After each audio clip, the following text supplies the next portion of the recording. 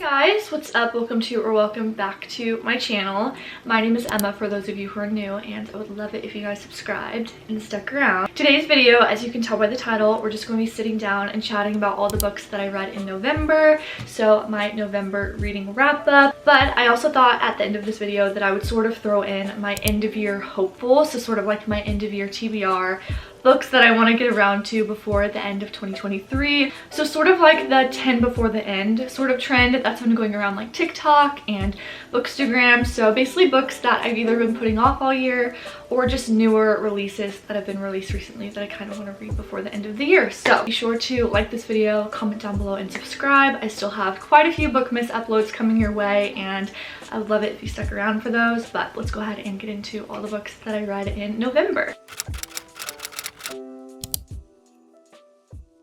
Okay, so I didn't read that much in November. I had like a solid reading month in September, and then October sort of started to go downhill, and then I was just so busy at work in November with holiday prep and stuff like that that I just didn't read as much, or some of the books that I decided to pick up last month were kind of putting me in a slump, which you will see I think I DNF'd like one book, didn't end up finishing another book. So okay, starting off strong, the first book that I read in November was Maybe Meant to Be by K.L. Walther. This is K.L. Walther's newest release, I believe, and I literally just bought it because I loved the fall cover.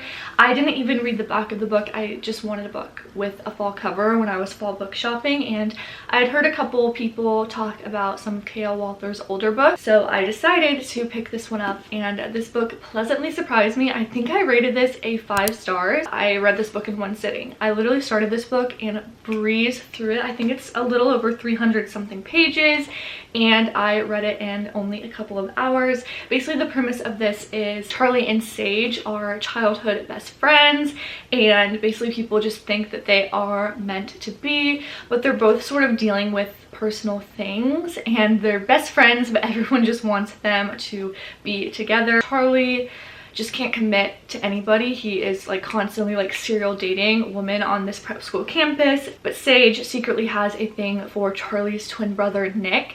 And then a new student arrives on campus. His name is Luke, and Charlie is drawn to Luke. It's just very sweet and coming of age-esque, and I just really loved it. I didn't have any complaints about this book. I wanted more of these characters actually, but I'm pretty sure this is just a standalone book. But I absolutely fell in love with the characters and just the storyline, and I just read it so fast and thoroughly enjoyed it, so that's why I gave it a 5 star. Okay, the next book I also gave a 5 stars, and that is Done and Dusted by Lila Sage.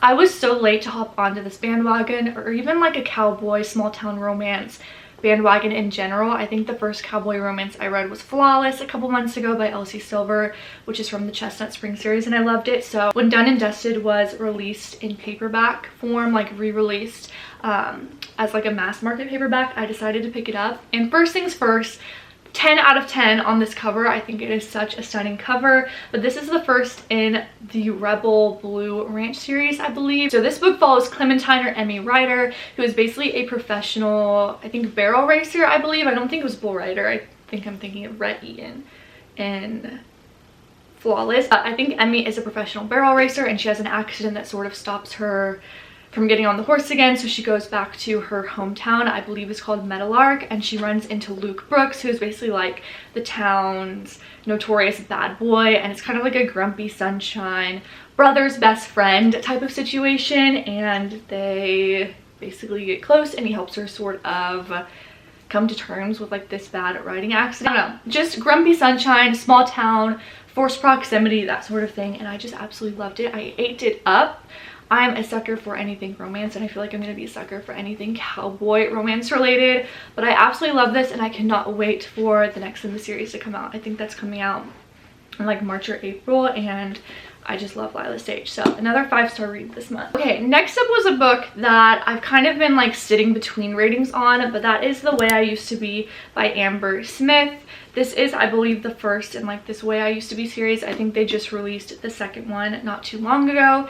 But this is basically about Eden, whose brother's best friend sexually assaults her when she is young, like sometime in high school, and this sort of just changes the whole trajectory of her high school experience because she never tells anybody that person is still in her life. And it just was such a raw and beautiful story, but it was honestly disturbing and very hard to read at times because this specific incident completely changed Eden and her personality and just her thought process on life. Please check the trigger warnings on this. This was a hard read. Like, if you like sort of like the writing style of If He Had Been With Me by Lauren Nolan, then you might like Amber Smith's writing style. So I gave this a 4 stars, kind of sitting in between like a 3.5 to a 5 star. I didn't really know how to rate it just because it was a good book and it was just a hard read, but I think I just settled on a 4 stars for this one. Next up was a thriller slash mystery that I read. It's kind of like a horror YA mystery, but this is For Found Dead by Natalie D. Richards. This was the first book that I read by Natalie Richards and I ate it up, but this book kind of had me confused on what rating to give. This is about 7 co-workers who are working at a movie theater in an abandoned mall. It's the last night that the movie theater is open and basically a killer is on the loose, which is crazy. You kind of learn early on in the story who that killer is, but you don't really know the motive or the why behind it. But basically 4 of the co-workers are murdered and found dead, and basically they're stuck in this abandoned mall, and so they have to find a way out or find a way to outsmart the killer. I ate this up. I read this so fast. So I started this before work and it kind of hooked me from the first like few chapters, like maybe 5 or 6 chapters. It hooked me, and the chapters are pretty small, so I found it hard to sit down to actually go to work, and then on my breaks at work I was reading it, and then I finished it. I literally finished this as soon as I got home from work that day. It was so fast-paced and good. The only thing, I rated this a 3 stars, which I wanted to rate this a 5 stars just because of how fast-paced it was, but the ending just confused me. It was too abrupt. I feel like I didn't get a lot of answers, and I hate that. And I'm pretty sure this is a standalone. Like, they're not gonna release another one. Like, it wrapped up, like it was done. It just confused me. I was unsure of the motive.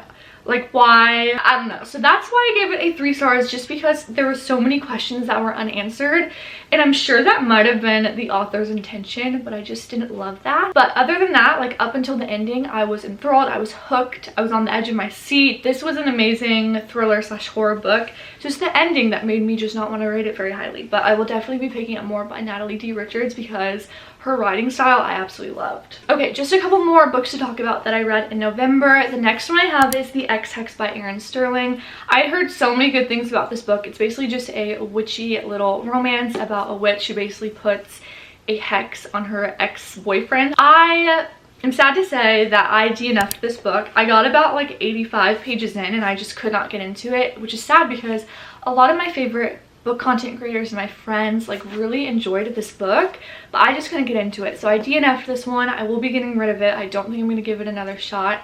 I just don't know if this book was for me. I just did not get the hype around it and I just could not get into it. I was like literally putting myself into a slump. I think this is the book that put me into a slump this month because I was trying to read it when I was super busy, so reading kind of felt like a chore at that point in the month, and then I just couldn't finish it, so I just let it sit for like a week and a half and didn't pick it up, didn't try and pick up another book, didn't read on my Kindle, so just did not enjoy this one, and I will be unhauling this book off of my shelves. I just don't want to look at it anymore. So unfortunately a DNF this month, but oh well. Okay, the next book I read is the second book in the Natural series by Jennifer Lynn Barnes, and that is Killer Instinct. Basically, the Natural series is about 4 teenagers who are recruited by the FBI for a sort of training program, and think of it as like Criminal Minds but for teenagers. So they all have different natural abilities that are used to solve like cold cases and crimes. And I just absolutely love the found family aspect of this book. I love how they are all ride or die for each other.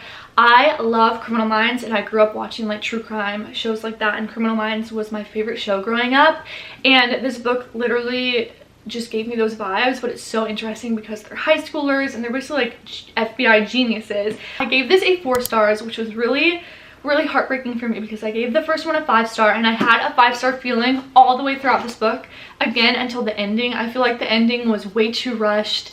The way that the ending sort of played out I did not like, and I just wanted more. But good thing there is 2 more books in the series that obviously follow different things. I did not like the ending, but I liked everything up until the ending, so that's why I gave it a 4 stars, because it was literally just the last like 5 or 6 pages that I did not like.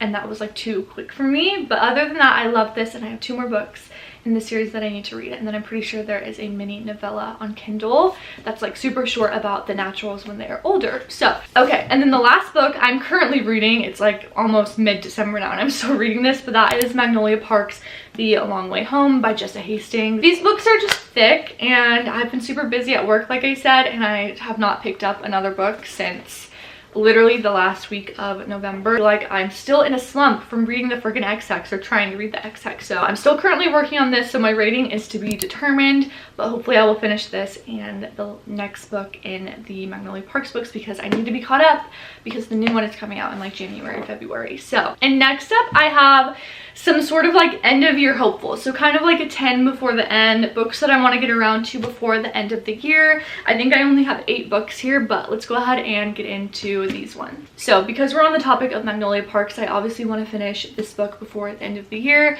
This is the 3rd book in the MPU series, but the 2nd in the Magnolia Parks string of books. And then going along with that, I have The Great Undoing, which is Daisy Hates The Great Undoing, and this is the 4th book in the series, but the 2nd Daisy Hates book.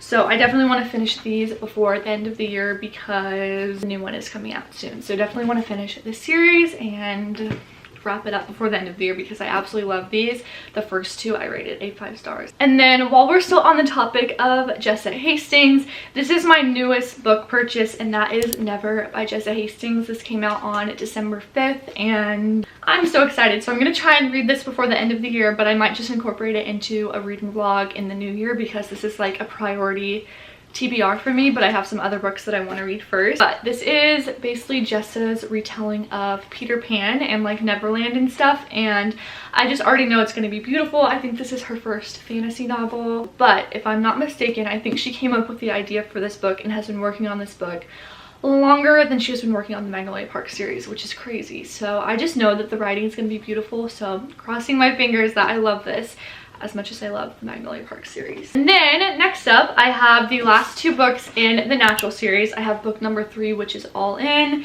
and then book number 4, which is Bad Blood. So excited to read these. I feel like I will definitely eat these up. I'm going on a trip soon, and I feel like these would be great airport reads because they're so fast paced.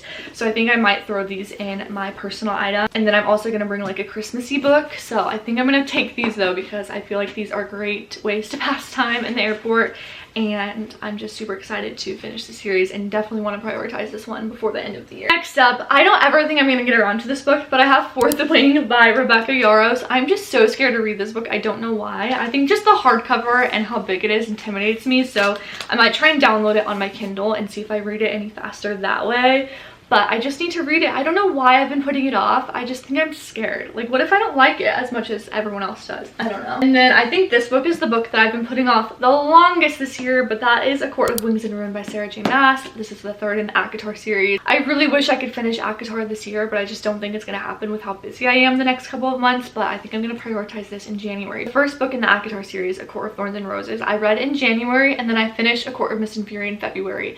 It is December! What is wrong with me? I cannot believe it. So I definitely need to prioritize this at least at the beginning of the year, but I don't want to talk about it anymore. Next 2 books, or the last 2 books I have, are romance books. I have Things We Left Behind by Lucy Score. This is the 3rd and final book in the Knock 'Em Out series, and I just need to read it, although I'm scared because this is about Lucine and Sloane, and their story is the one I've been looking forward to the longest, but people said that they were kind of disappointed. So hopefully I enjoy this one. Definitely want to get around to it before the end of the year. And then I have Love Redesigned by Lauren Asher. This is her newest release in the Lakefront Billionaire series, which is her new sort of spin-off series, I guess, of Dreamland Billionaires, and I've heard nothing but good things about this book, and I love Lauren Asher as a writer, so definitely want to get around to it. And I just love these purple covers. I think they're so cute. So that is all the books that I read in November and all the books that I want to get around to before the end of the year. Very ambitious. I know it's probably not going to happen, but in a perfect world, I would read all of those books before the end of the year. Stay tuned for more Bookmas content on my channel. There's still a few more days of Bookmas. We're almost halfway through, but I hope you guys enjoyed this video, and I'll see you in my next one.